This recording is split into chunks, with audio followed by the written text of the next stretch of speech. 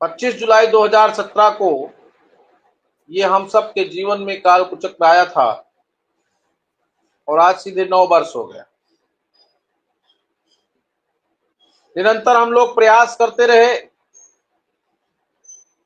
बहुत कुछ स्थितियां हम लोगों की बिगड़ी, फिर भी हम अपने बैनर को संभाले हुए और शिक्षा मित्रों के जीवन में सुधार लाने के लिए निरंतर उत्तर प्रदेश प्राथमिक शिक्षा मित्र संघ के साथियों के साथ प्रयासरत था। आज भी हूं और मैं अपने तमाम साथियों को धन्यवाद ज्ञापित करता हूं कि आपने शॉर्ट नोटिस पे पूरे प्रदेश में, जहां तक है तमाम जनपदों की सूचनाएं आ गई हैं, जहां की नहीं आई हैं उनको भी कलेक्ट किया जा रहा है। लगभग जनपदों में कार्यक्रम हुआ। कुछ मौसम खराब होने के कारण कुछ जनपदों में कुछ संख्या बल पे असर रहा है,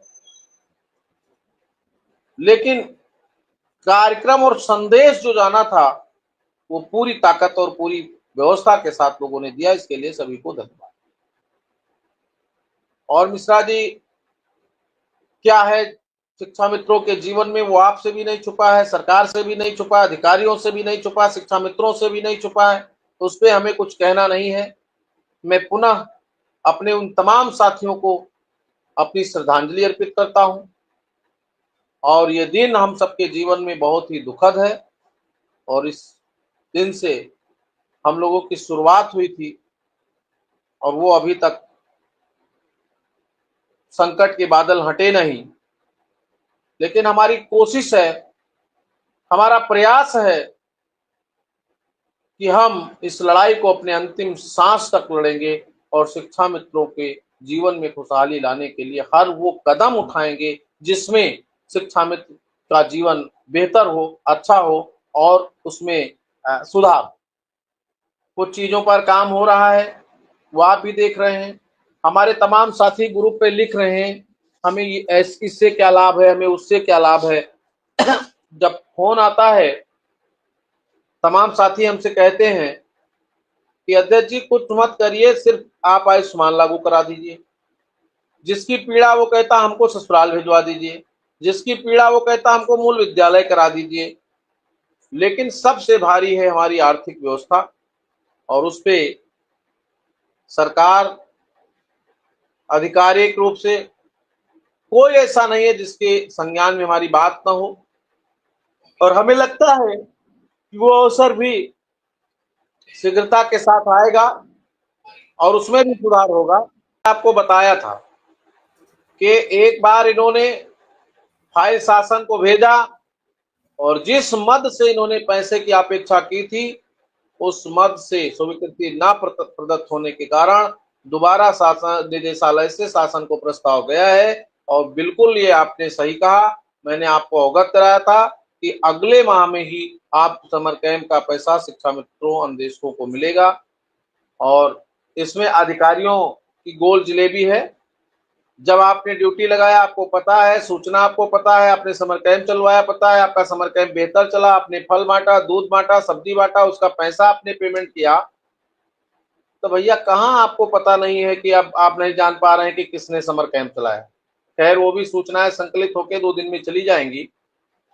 और मैं फिर अपने साथियों से अनुरोध करूंगा कि आप सब लोग लग करके पूरे प्रदेश में मानव संपदा पे अपना अपना पीडीएफ चेक करा लें, बहुत जरूरी है।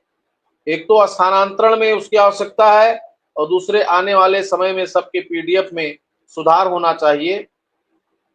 और ऐसा एक पत्र जारी हुआ है, उसके संज्ञान में लेते हुए, क्योंकि हम लोगों के तमाम साथियों ने अपना कभी भी मानव संपदा कोड खोल करके अपना पीडीएफ देखा ही नहीं।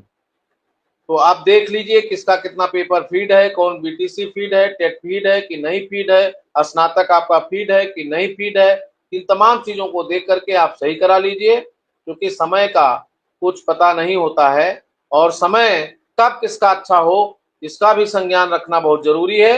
तो अपने पेपर सही होने चाहिए। और बाकी उत्तर प्रदेश प्राथमिक शिक्षा मित्र संघ का एक एक साथी, एक एक भाई, एक एक बहन निरंतर इस दिशा में प्रयासरत है, अपनी उन तमाम जिम्मेदारियों को सर से ढोते हुए बच्चों का, परिवार का, माँ बाप का, सब कुछ देखते हुए भी संगठन में अपनी भूमिका जो लोग निभा रहे हैं उनको मैं बधाई देता हूं।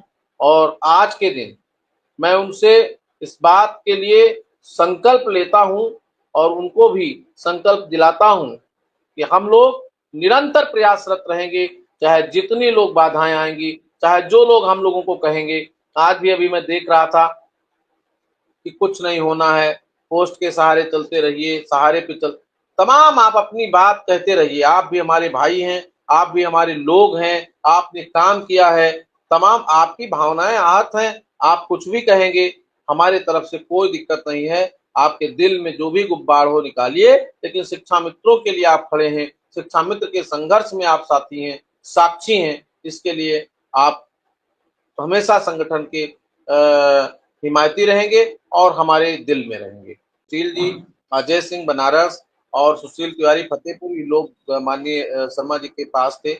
हमें लगता है पूरे दिन में उन्होंने प्रयास भी किया, लेकिन मुख्यमंत्री जी से मुलाकात का अवसर उन्हें नहीं प्रदत्त हो पाया।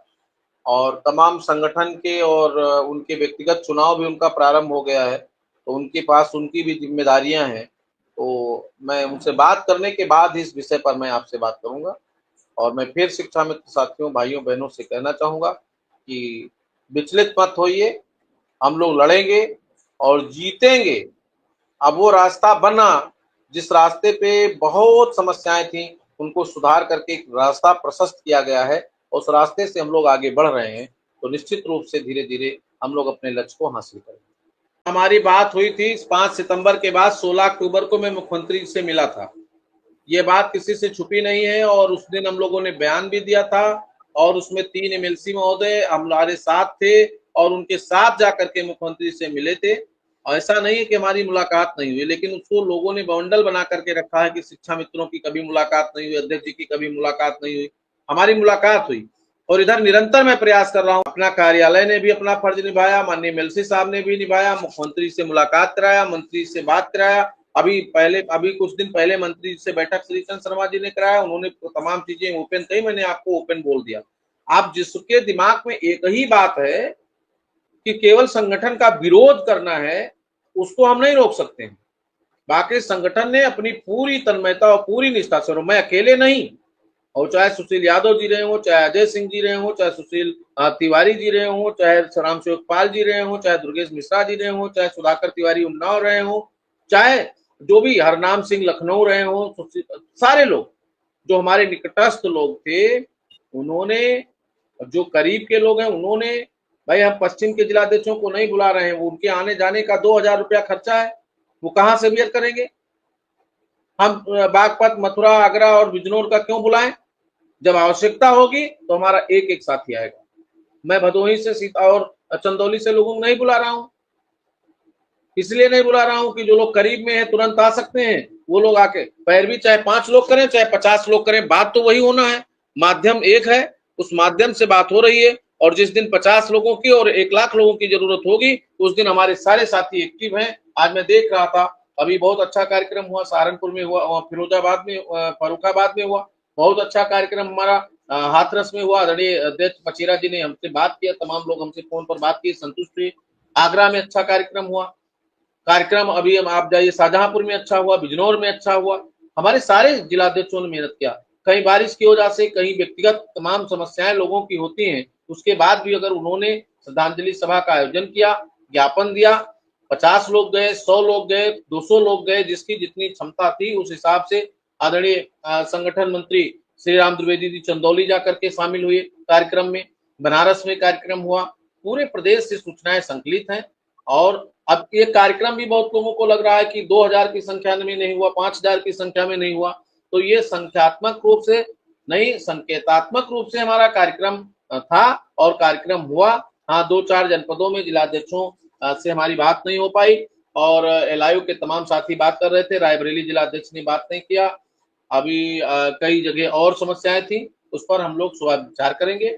और आज ये मिश्रा जी, मैं बड़े दुख के साथ कहता हूं, ये वो पहला कार्यक्रम है जब हम आज इस चैनल पर हम नहीं, आदरणीय रमेश चंद्र मिश्रा जी होते और वो आपसे अपनी उसी ओजस्वी बात से बात कर रहे होते। आज मैं उनको पुनः विनम्र श्रद्धांजलि अर्पित करता हूं। और ये पहला कार्यक्रम 25 वर्ष में है कि जो मैं मिश्रा जी के बगैर कर रहा हूं, और आज मिश्रा जी हम लोगों के बीच में नहीं है। जहां भी हो, परमपिता परमेश्वर उन्हें पूर्ण गति प्राप्त करे, उनको अपने चरणों में स्थान दे, और उनका परिवार पूरी तरह से समृद्ध रहे, शक्तिशाली बने, उनका आशीर्वाद परिवार पे बना रहे, और हम सब पे भी वो जहां कहीं भी हो अपनी छत्र छाया बनाए रखें। आज हम लोगों को बहुत कष्ट है।